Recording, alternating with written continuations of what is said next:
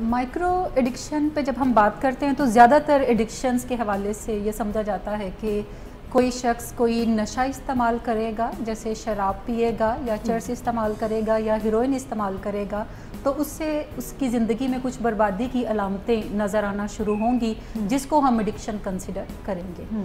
जबकि एडिक्शन सिर्फ नशों की नहीं होती बल्कि सोचों की भी होती है, बल्कि बिहेवियर की भी होती है। सो माइक्रो एडिक्शन से मुराद है ऐसी एडिक्शंस जो कि विजिबल नहीं हैं, इनविजिबल हैं, और जो शख्स उस एडिक्शन में मुब्तला है वो खुद भी अभी नहीं जानता कि राइट नाउ वो किसी थॉट एडिक्शन के अंदर या किसी बिहेवियर एडिक्शन के अंदर मुब्तला है। जबकि मैक्रो एडिक्शन से मुराद है कि जो विजिबल चीज़ है, जो हर बंदे को नज़र आ रहा है और एवरीबॉडी नोज़ के इस बंदे के साथ कोई प्रॉब्लम है, तो उसे हम मैक्रो एडिक्शन कहते हैं। अच्छा, माइक्रो एडिक्शन हम डेवलप कैसे करते हैं? कुदरत जब हमें ज़िंदगी के धारे में धकेलती है तो बहुत सारी चीज़ें हम अपने सर्वाइवल के लिए सीख रहे होते हैं ट्रायल एंड एरर के थ्रू। और इसी तरह जब हम उम्र में थोड़ा आगे बढ़ते हैं तो बहुत सारे ऐसे शौक़ भी हम फरमा लेते हैं जिन्हें हम हार्मलेस कंसिडर करते हैं और हमारे अंदाजे के मुताबिक उनसे कोई नुकसान नहीं होता। बट लेटर ऑन वो जो हार्मलेस से शौक़ हमारे हैं वो आगे चल के फुल ब्लोन एडिक्शंस में भी कन्वर्ट हो सकती हैं। सही। अगर मैं ये कहूँ कि हम सही चीज़ें सीखने से पहले गलत चीज़ें सीख लेते हैं तो ये ज़्यादा आई थिंक रेलिवेंट बात है कि हमारे पास कोई ज़िंदगी का गुजारने का कोई कोड नहीं होता, कि कोई मैनुअल नहीं है हमारे पास कि हम ज़िंदगी कैसे गुजारें। तो हम अपने सर्वाइवल को मैनेज करने के लिए जैसे तैसे किसी को देखते, कुछ अपनी सोचों से अखज़ करते, हम अपने कोई वैल्यू सिस्टम को इस्टेब्लिश कर लेते हैं, कोई अपने थॉट प्रोसेसेस को इस्टेब्लिश कर लेते हैं, जिनमें से ज़्यादातर गलत होते हैं, सारे तो नहीं बट ज़्यादातर गलत होते हैं। और फिर आगे चल के ज़िंदगी का जब हमें गुजारने का तरीका आता है, जो कि मेंटोर्स हमें बताते हैं या कोई अक्लमंद लोग हमें बताते हैं, तो फिर हमें अंदाज़ा होता है कि बहुत सारी ऐसी चीज़ें मैंने सीख रखी हैं जो कि मुझे आगे बढ़ने में रुकावट का बाइस बन रही हैं, तो फिर हम उन्हें दुरुस्त करना शुरू करते हैं। अच्छा, सबसे पहले अगर मैं बात करूँ तो इसमें अवॉइडेंस का बिहेवियर आता है, जिसको हम एक्सपीरियंशियल अवॉइडेंस कहते हैं। अच्छा, इसके अलावा जो माइक्रो एडिक्शंस हैं, अच्छा, इसके अलावा सेकंड नंबर पे रूमिनेशन आती है। रूमिनेशन से मुराद है कि फ़िक्र करते रहना। सही। और मैं इसको यूं तशबीह देती हूँ जैसे जानवर जो हैं वो घास चास आप उनके सामने रखें तो वो मुंह में डालते हैं और फिर वो सारा दिन जुगाली करते रहते हैं। ठीक, सारा दिन आप उनका मुंह हिलता हुआ देखेंगे। और जिन लोगों को ये अगर जुगाली की समझ नहीं है तो वो ऐसी बहुत सारी लड़कियां उनके इर्द गिर्द होंगी जो कि एक च्युइंगम मुंह में डालती हैं और फिर वो सारा दिन उस च्युइंगम को खाती रहती हैं। उसमें से रस जो है वो विदिन 1 मिनट ख़त्म हो जाता है, लेकिन फिर भी वो मुंह चलता रहता है उनका। सो ये होती है जुगाली करना।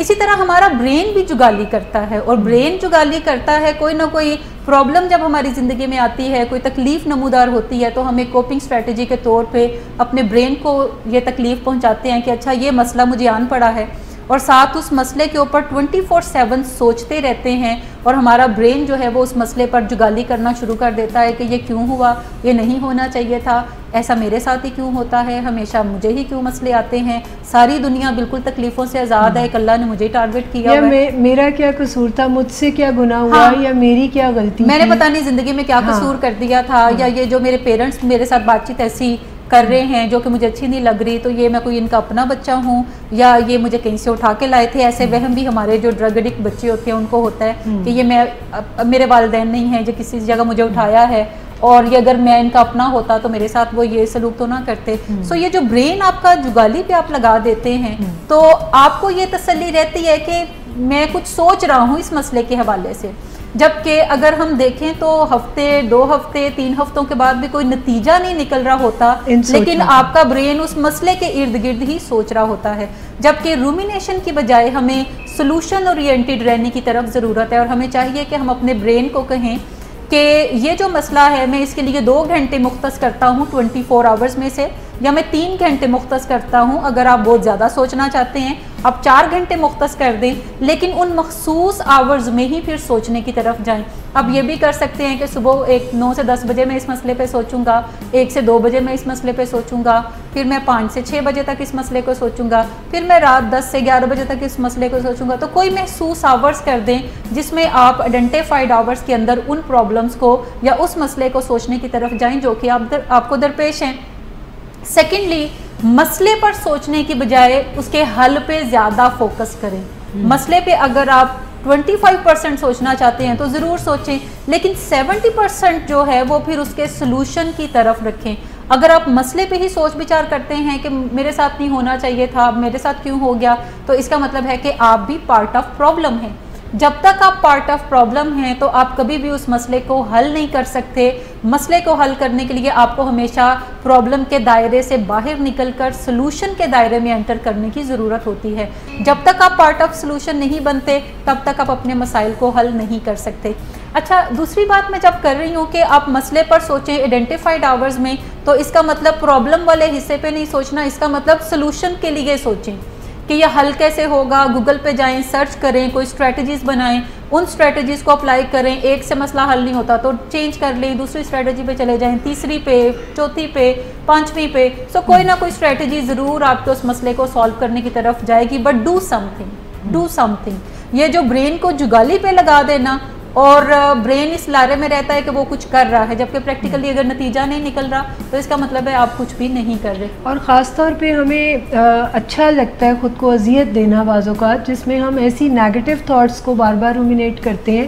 एक्चुअली हम सर्कल्स में घूम रहे होते हैं, हम सर्कल्स में घूम रहे होते हैं और हमें लग रहा होता है कि मैं छलांगे तो बड़ी लगा रहा हूँ ना। और इस बात पे मुझे एक लतीफ़ा याद आ गया, which I would love to share with you all, कि एक बंदर होता है जो कि एक डॉक्टर होता है जंगल के अंदर। तो बादशाह को प्रॉब्लम हो जाती है कोई, और वो काफ़ी तकलीफ में होता है। बंदर जब आके देखता है तो अब उसके पास कोई सलूशन नहीं होता कि वो करे क्या। तो वो कभी एक दरख्त पे जंप लगाता है, वहाँ से दूसरे पे, फिर दूसरे से तीसरे पे, तीसरे से चौथे पे, और 10 मिनट्स तक वो जो बादशाह सलामत साहब हैं उनकी डेथ हो जाती है। तो तमाम जानवर वहाँ पे इकट्ठे होते हैं, वो पूछते हैं कि तुम कर क्या रहे थे, तुमने क्यों नहीं बचाया इसको। तो वो कहते हैं देखें जी, ज़िंदगी और मौत तो अल्लाह के हाथ में है ना, लेकिन आपने मेरी छलांगे देखी, मैंने कितनी कोशिश की कि ये बच जाएं, लेकिन ये नहीं बच सके। ठीक, सो हम भी तमाम लोग बंदर की तरह छलांगे लगा रहे होते हैं कि ये मसला हल हो जाए किसी तरह, लेकिन जो सही करने वाला काम है हम वो नहीं कर रहे होते, और हम थिंकिंग प्रोसेस में ज़्यादा इन्वॉल्व होते हैं। हम सबको बड़ा शौक होता है हम अपने आप को थिंक करके हिलवाएं, और हमें कोई फिलोसफर कह दे तो क्या ही बात है। अच्छा, एक शौक और भी मैंने देखा है हमें, कि हम बेचारगी में रहना बड़ा पसंद करते हैं। हमें दूसरों की हमदर्दियाँ समेटना अच्छा लगता है। हमें लगता है कि लोग मान जाएं कि हम ही वो मज़लूम इंसान हैं दुनिया के आखिरी जिन पे सबसे ज़्यादा जुल्म हुआ है। ये विक्टिम फीलिंग्स हैं, अपने आप को बेचारा कहलवाना जिससे लोगों की हमदर्दियाँ हासिल हो सकें। तो ये बड़ी प्लेजेंट फीलिंग है, बट ये कोई इतनी प्लेजेंट नहीं है। रूमिनेट करते हैं हम बार बार उनको कि मेरे साथ ही क्यों किया। और हम जहाँ पे अपने आप को विक्टिम कंसिडर करते हैं वहाँ पे खाली यहीं तक सफ़र ख़त्म नहीं होता, बल्कि हम दूसरों को विलन भी कंसिडर करते हैं और हम समझ रहे होते हैं कि मैं बहुत बेचारा हूँ और दूसरा बड़ा जालिम है, और ज़िंदगी की इस स्टेज पे मैं मजलूम हूँ और ये विलन है। जबकि हमें सोचना ये चाहिए कि हम तमाम जो इंसान हैं हम इंसान ही हैं।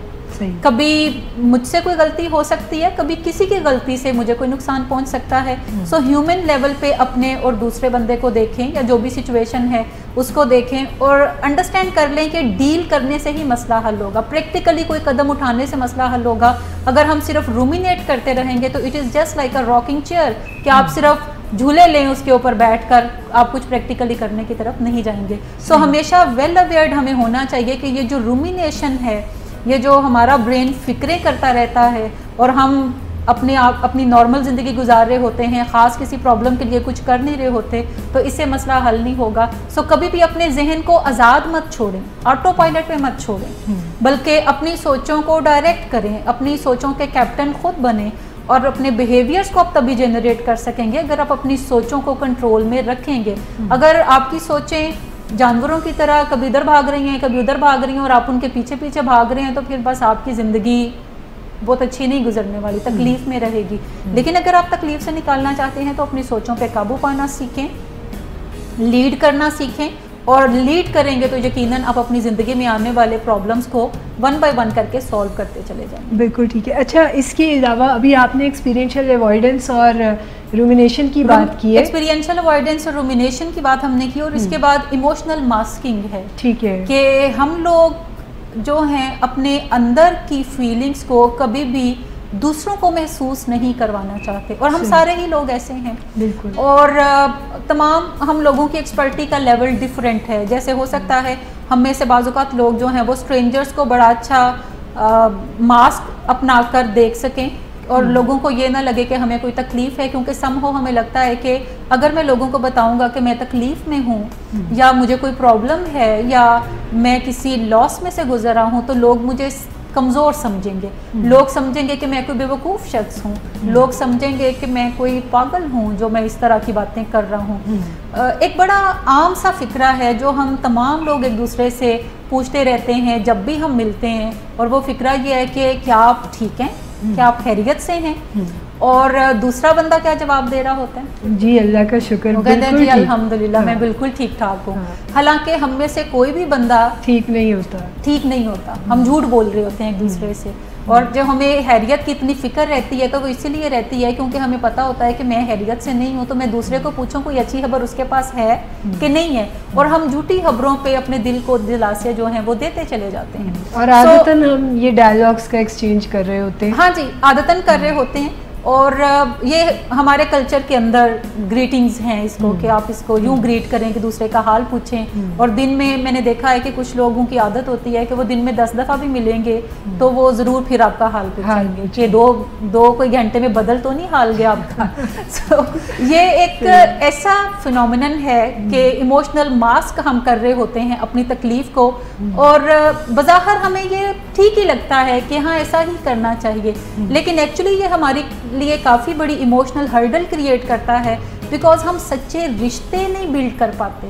अगर हम लोगों को अपने से 1 फुट की दूरी पे ही रखते हैं और इसलिए करीब नहीं आने देते कि ये मेरा असल चेहरा ना देख लें, ये मेरा परेशानी वाला चेहरा ना देख लें, ये मेरी कमज़ोरियों से वाकिफ़ ना हो जाएं, और अगर हम 1 फुट के फासले पे ही लोगों को रखते हैं और दरमियान में एक वॉल क्रिएट करते हैं जो इनविजिबल है बट एक गुड पिक्चर आपका दे रहा है, तो आप कभी भी सच्चे रिश्ते कायम नहीं कर सकते। ये आप हैबिचुअली यूं कर रहे होते हैं। आप कभी भी लोगों को अपने दिल में बसने की इजाज़त नहीं देते, ना ही आप कभी लोगों के दिलों में बस पाते हैं, क्योंकि आप हार्ट टू हार्ट कनेक्ट नहीं कर सकते किसी के साथ। अच्छा, हम तमाम लोग इसमें एक्सपर्ट होते ही हैं किसी तौर पे, लेकिन ख़ास तौर पर ये जो ग्लैमरस वर्ल्ड के बासी हैं ये ज़्यादा एक्सपर्टी रखते हैं इस चीज़ में। जो भी लोग टीवी पे काम करते हैं, जो भी लोग फिल्मों में काम करते हैं, तो आपने देखा होगा वो किसी एक करैक्टर को अडॉप्ट करते हैं और फिर चल रहे होते हैं। जितने भी लोग लाइव शोज़ करते हैं तो बाज़-औक़ात मैंने अक्सर देखा है कॉमेडी शोज़ के अंदर के जब उनके कॉमेडियंस के इंटरव्यूज़ हो रहे होते हैं तो वो ऐसी बातचीत बाज़-औक़ात करते नज़र आते हैं कि मेरा एक स्टेज शो था, कॉमेडी शो था, तो जिसमें फौरी पहले मुझे एक बड़ी अफसोसनाक खबर मिली कि मेरे अब्बू को कोई प्रॉब्लम हो गया है या मेरे किसी अजीज़ की डेथ हो गई है। तो अब चूँकि मैं छोड़ के जा नहीं सकता था तो मैं अंदर गया, स्टेज पे मैंने परफॉर्म किया, और मेरा काम चूँकि हंसाना था, सो मैंने जोक्स जो है वो शेयर किए लोगों के साथ, मैंने एक्टिंग ऐसी की जिससे लोग हंसे, लेकिन किसी को पता नहीं चला कि मैं एक्चुअली इंटरनली किन हालात में से गुजर रहा हूँ। सो हम तमाम लोग जो शेक्सपियर के मुताबिक इस दुनिया की स्टेज पे हैं, अपना अपना रोल प्ले करते हैं, तो हम चाहते हैं कि अच्छे से अच्छा मास्क हम अपने चेहरे पे रखें ताकि लोगों को हमारी तकलीफ़ का पता ना चल जाए। अच्छा, ज़्यादातर हम ये काम इसलिए करते हैं ताकि लोगों को एक हम अच्छा चेहरा देने की तरफ जाएं। हमें ये भी ख्याल होता है कि शायद हम कोई अच्छे लोग भी नहीं हैं, और मैं अक्सर लोगों को बताती हूँ कि देखें, कुदरत ने कहा है कि मैंने इंसान को फितरत सलीम पर पैदा किया, जिसका मतलब है कि मैंने सबसे खूबसूरत फितरत पर जो इंसान है उसको बनाया। सो जब अल्लाह ताला ये हमें वर्डिक्ट दे देते हैं तो फिर हमें किस बात का शुबा है कि हम अच्छे लोग नहीं हैं। ठीक, हम अच्छे लोग होते हैं। हाँ, हमारे कुछ रवैये तकलीफ ज़रूर दे सकते हैं, हाँ। हमारे कुछ फैसलों से किसी को परेशानी हो सकती है, लेकिन इसका मतलब ये नहीं कि हम बुरे लोग हैं, हम जनरली अच्छे लोग होते हैं। और मैं अक्सर अपने क्लाइंट्स के साथ भी शेयर करती हूँ कि 80% लोग जो हैं वो दुनिया में अच्छे ही होते हैं। आप उनसे अच्छा सलूक करते हैं, वो आपको अच्छा कोई जवाब देते हैं। 16% लोग वो होते हैं जिनसे आप अच्छा सलूक करते हैं तो वो अपनी किसी कमी कमजोरी की वजह से, अपनी किसी इमोशनल स्टेट की वजह से आपको कभी अच्छा जवाब देते हैं और कभी अच्छा नहीं दे पाते, क्योंकि हम इंसानी कमजोरियों के साथ हैं। 4% लोग ऐसे हैं जिनसे आप जितना भी अच्छा सलूक करेंगे, साल करेंगे, वहाँ से कोई मुस्बत जवाब नहीं आएगा। और ये वो लोग होते हैं जो किसी ना किसी साइकेट्रिक इलनेस का शिकार होते हैं, जो आइडेंटिफाइड हो या डायग्नोज ना भी हो, लेकिन कोई ना कोई साइकेट्रिक इलनेस का शिकार होते हैं, किसी ना किसी एडिक्शन का शिकार होते हैं, जिसकी वजह से वो आपके अच्छे रवैयों का जवाब अच्छा नहीं दे पाते। ये कोई उनकी दिमागी कमजोरी है, दिमागी कोई जेपडी है जिसकी वजह से वो ऐसा नहीं कर सकते। जब भी बहुत सारे लेवल्स होते हैं जिसमें हम लोगों को बता सकते हैं कि हम किसी तकलीफ में हैं या अपनी ट्रू फीलिंग्स लोगों के साथ शेयर कर सकते हैं।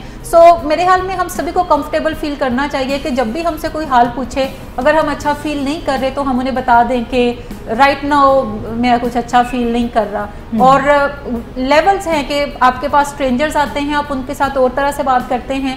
एक्विंटेंसीज हैं जिनसे आपकी रोज़ मुलाकात होती है वर्क प्लेस पे या कॉलेज या यूनिवर्सिटी के अंदर, लेकिन उनसे कोई क्लोज आपका रिलेशनशिप नहीं होता।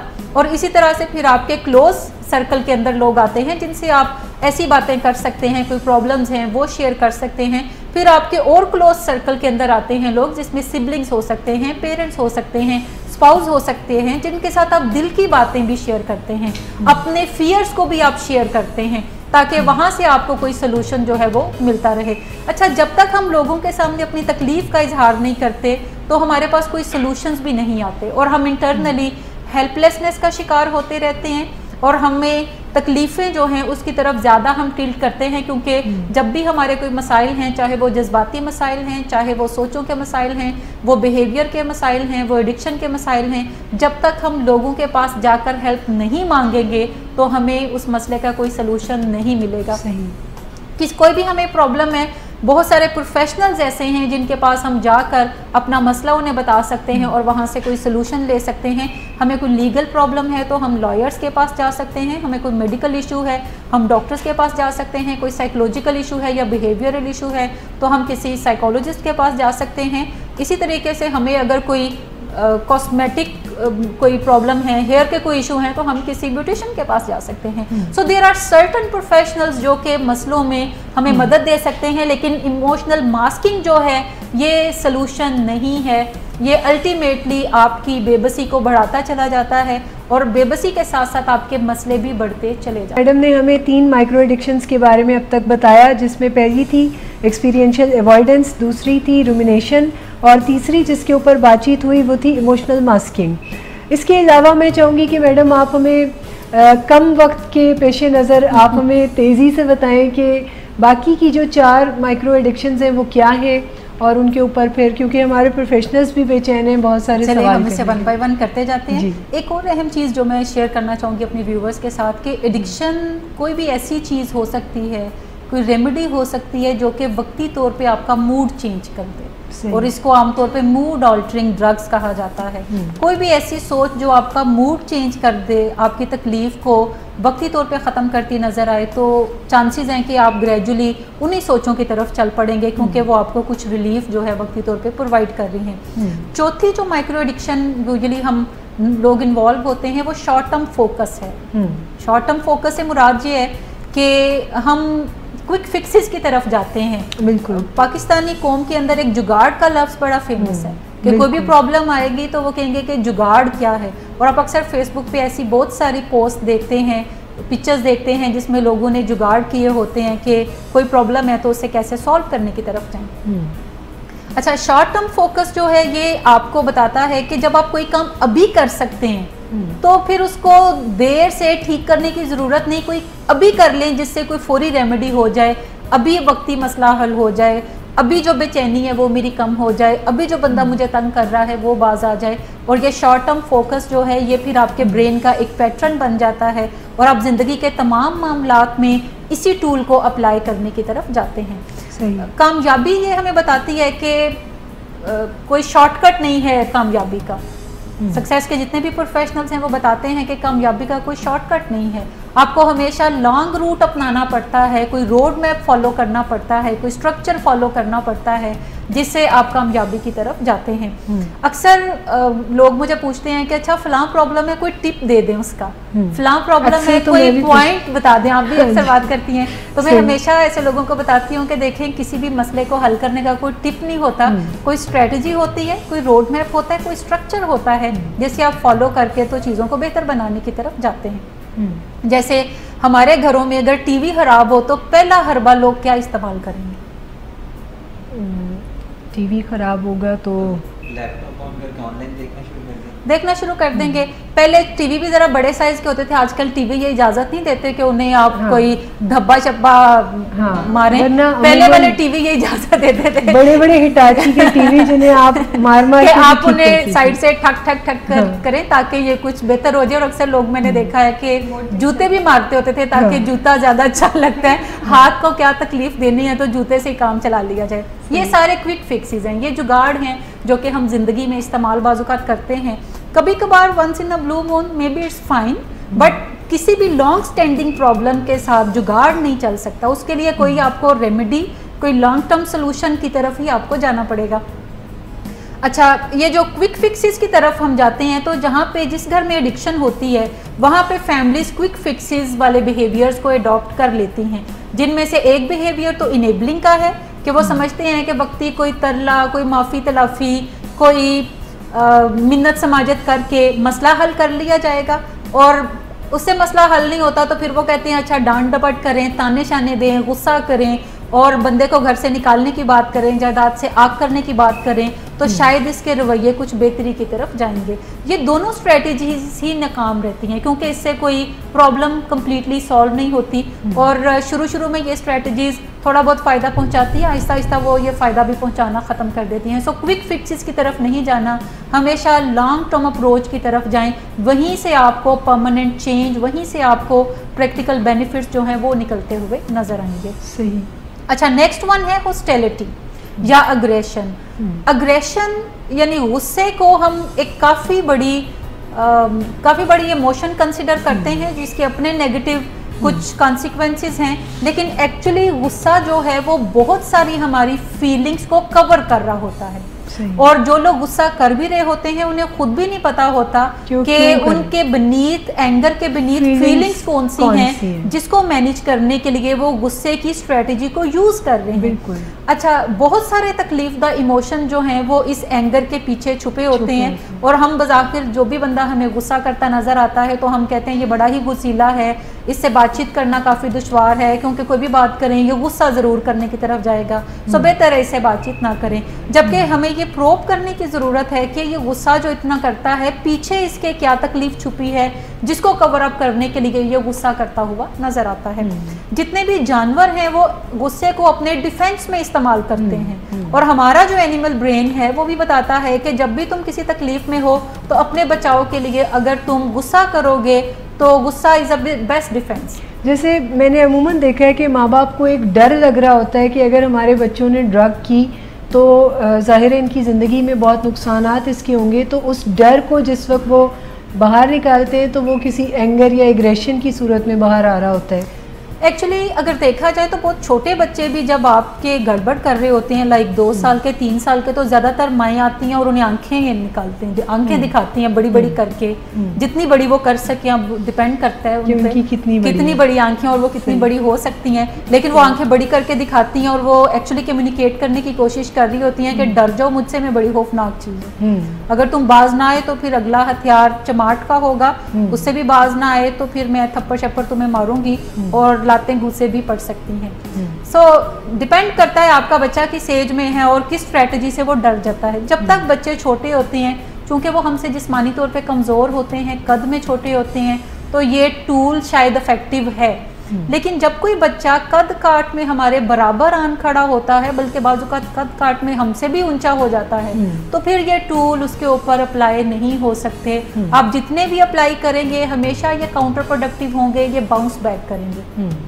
पहली चीज़ ये अंडरस्टैंड करने की है कि जब भी हमें गुस्सा आता है तो उसके पीछे जो फीलिंग्स है उसको मैनेज किया जाए, उसको एड्रेस किया जाए, ताकि हम गुस्से की स्टेज में आए ही ना। और गुस्से के पीछे आमतौर पे स्ट्रेस भी होता है कि जब भी किसी बंदे को कोई प्रॉब्लम होगा वो स्ट्रेस में आएगा तो वो गुस्सा करता हुआ नज़र आना शुरू हो जाएगा। जब भी कोई बंदा किसी लॉस को फेस करेगा तो वो एक डिफेंस बना लेता है कि जो इर्द गिर्द लोग हैं उन पे वो गुस्सा करना शुरू कर देगा।